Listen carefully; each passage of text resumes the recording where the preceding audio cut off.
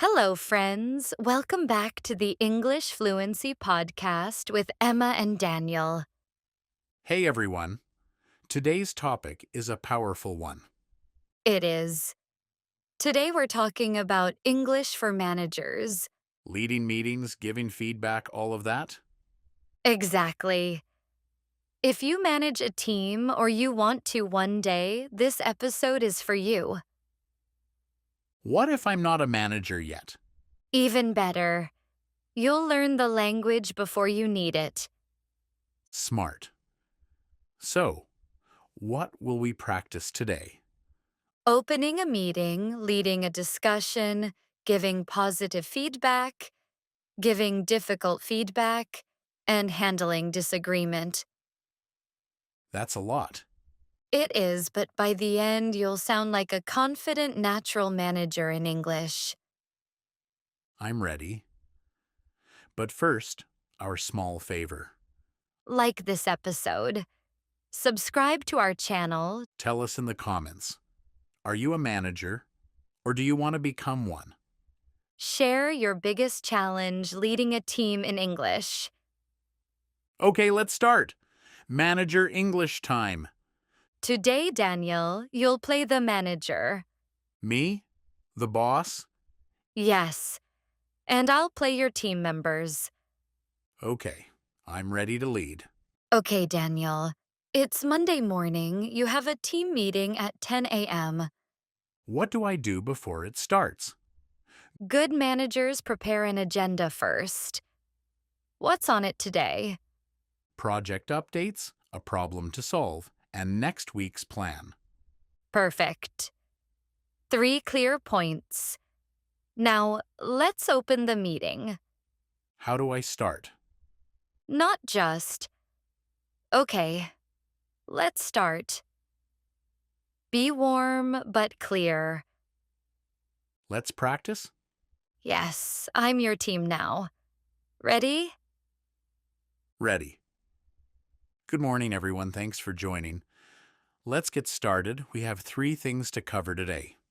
Sounds good. First, project updates. Second, we'll talk through a small problem with the client account. And third, next week's plan. Great opening. Notice Daniel greeted the team, thanked them, and previewed the agenda. Is that important? Very. It tells everyone what to expect and shows you're organized. What if someone joins late? Let's practice that too. Sorry I'm late. Traffic was terrible. No worries, glad you're here. We just started. I'll catch you up in a moment. Perfect. Calm, welcoming, no blame. What if I need to set some ground rules? Good idea for longer meetings. Try this. Let's keep this to 30 minutes. And please save questions for the end so we can stay on time. Excellent, clear, and respectful. I think I'm ready to lead the discussion now. Let's go.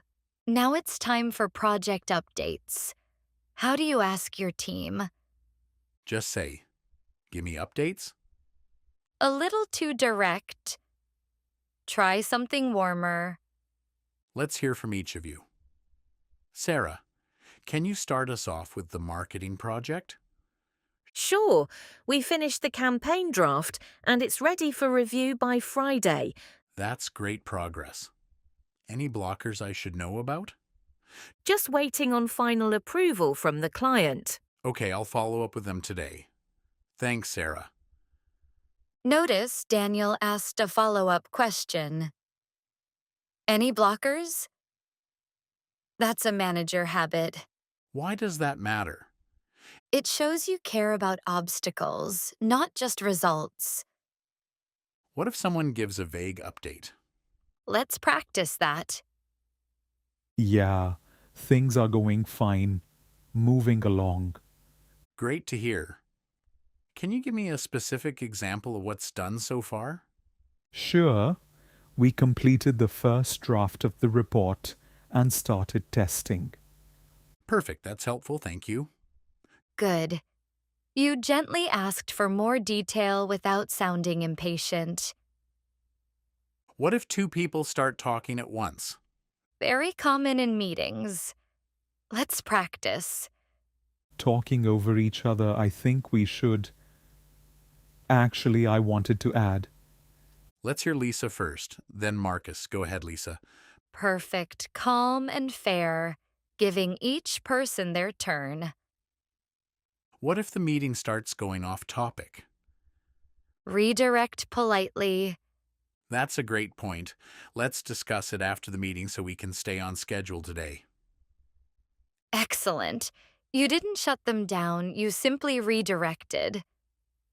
This is easier than I thought. You're doing wonderfully. Now, let's practice giving positive feedback. Why does this matter? To make people feel good? Yes, but also to reinforce good behavior. So people keep doing it. How do I give good feedback? Be specific, not just good job. What's wrong with good job? It's nice, but it doesn't tell them what exactly was good. Let's practice a better version. Presenting her work. So that's the campaign draft. Let me know what you think. This is excellent work, Sarah. I really liked how you connected the message to our brand values. It's going to resonate with our audience. Thank you so much. That means a lot. Notice Daniel named exactly what was good, the connection to brand values. Specific feedback feels more real. Exactly. Let's try feedback in front of the whole team. I want to recognize Tom's work this week. He stayed late to fix a client issue, and it made a real difference. As team nice work, Tom. Public recognition in front of the team is very powerful. Should I always do it in public? Public praise, private criticism, that's a good rule to remember. Got it.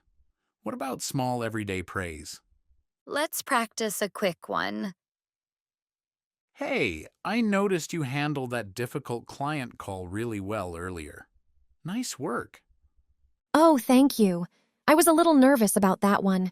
You couldn't tell. You sounded very confident.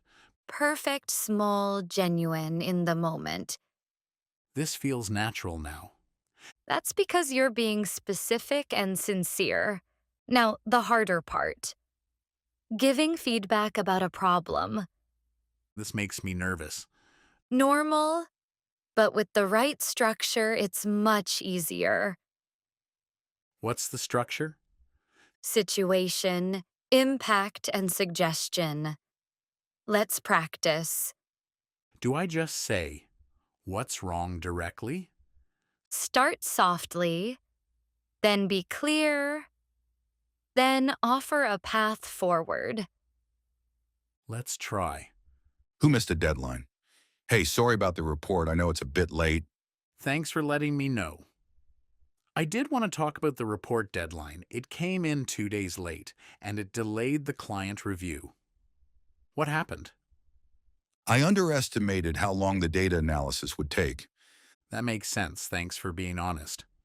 Going forward, can we check in midway through similar tasks so we can catch delays earlier? Yes, that would help a lot. Great. Let's do that starting next week. Beautiful. Notice Daniel described the situation, the impact, then asked a question, then offered a solution together. Not just blame? Never just blame. Focus on solving the problem. What if someone gets defensive? Let's practice that too. Defensive. Well, it wasn't really my fault. The client changed the requirements late. That's helpful context. Thank you for explaining. Let's figure out together how we can handle late changes better next time. Okay, that sounds fair. Perfect. You stayed calm and moved the focus to solutions. What if it's a bigger performance issue? Let's practice a private one-on-one conversation. I wanted to check in about your last few projects. I've noticed some deadlines have been tight. Is everything okay, and is there anything I can support you with? Actually, I've been struggling a bit with my workload lately. Thank you for telling me. Let's look at your tasks together and see what we can adjust. Wonderful. You led with curiosity and support, not criticism. This feels much less scary now. Because you have the language and the structure to handle it well. Sometimes your team disagrees. How do you handle that as a manager? Just decide myself. Sometimes, but often it's better to guide the discussion first. Let's practice. I think we should focus our budget on social media ads. I disagree. I think email marketing gets a better return. These are both strong points. Sarah, can you share the data behind social media? And Tom, can you share the numbers for email? Sure, our last campaign had a 12% engagement rate. And our email campaigns converted at 8% but cost much less. Thank you both. It sounds like we should consider cost per result, not just engagement. Let's combine both approaches with a smaller test budget first. That sounds fair. Beautiful. Daniel didn't take sides. He gathered facts and found a middle path. What if they can't agree at all? Sometimes you make the final call. Let's practice. I hear both perspectives, and I appreciate the debate. For this quarter, let's go with the combined approach, and we'll review the results together in a month. Notice, Daniel made a clear decision but explained his reasoning and included a review point. Is it okay to just decide sometimes? Yes, that's part of leadership. Just be transparent about why. What if someone is upset about the decision? Let's practice that. I still think email would have been the stronger choice. I understand, and your data was really valuable input. Let's track results closely, and if the numbers support your approach, we'll adjust. Okay, I appreciate that. Perfect. You validated his opinion without changing the decision. This is a lot easier with the right phrases. That's exactly the goal. Now it's almost the end of the meeting. How do you close it well? Just say, okay, meeting's over. A good manager always summarizes first. Let's practice. Okay, let's wrap up. Sarah, please finalize the campaign draft by Friday. Tom, let's meet on Thursday to review the report timeline, and I'll follow up with the client about approvals. Any final questions? Nope, sounds clear. Great. Thanks, everyone, for a productive meeting. Perfect closing. Daniel repeated action items and who owns each one. Why is that important? It avoids confusion and holds everyone accountable, kindly. What about sending a follow-up message? Yes, always. Let's write a short one together. Hi, team. Thanks for a great meeting today. Quick recap. Sarah will finalize the campaign draft by Friday. Tom and I will meet Thursday about the report timeline, and I'll follow up on client approvals. Let me know if I missed anything. Thanks all. Excellent, short, clear, and it confirms next steps in writing. Does this take a lot of time? Just a few minutes, but it saves confusion later. I feel like a real manager now. You sound like one too. Let's do our vocabulary section. Important words for managers? Exactly. Word 1, agenda. A list of topics to discuss. For example, I sent the agenda before the meeting. Next. Blocker. Something stopping progress? For example, what blockers are you facing this week? Next, Follow up. To check on something later. For example, I'll follow up with the client today. next, Constructive feedback. Helpful criticism meant to improve something. For example, I gave constructive feedback on the report. next, Action item. A specific task someone must complete. For example, let's review our action items from last week. next, Accountable. Responsible for a result. For example, everyone should feel accountable for their tasks. next, Recognize. To publicly acknowledge good work. For example, I want to recognize Tom's effort this week. last, Middle ground. A compromise between two different opinions. For example, we found a middle ground between both ideas. now tips. Yes. Tip 1.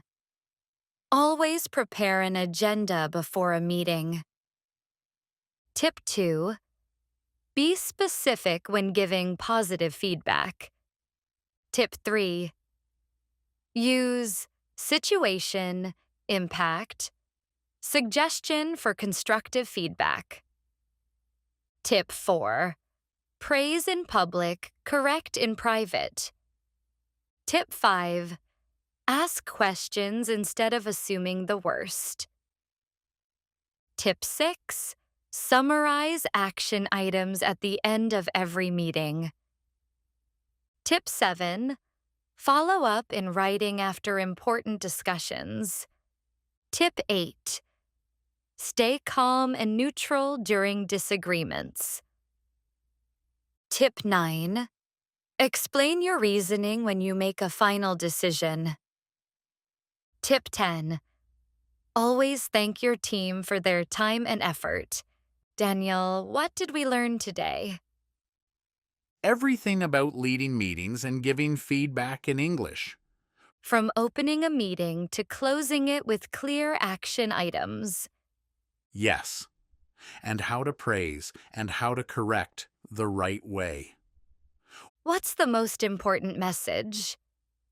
Be clear, be kind, and be specific. Exactly. Our question for you, what's your biggest challenge as a manager? Tell us in the comments. Do you lead meetings in English at work? Share your experience with other learners. Please like this episode. Subscribe for more business English lessons. Share with a friend who's stepping into a leadership role. They'll thank you for it. Thank you for learning with us. Your English is getting better every day. This was the English Fluency Podcast. Until next time, lead your next meeting with confidence. You've got this. Bye, everyone. See you next week.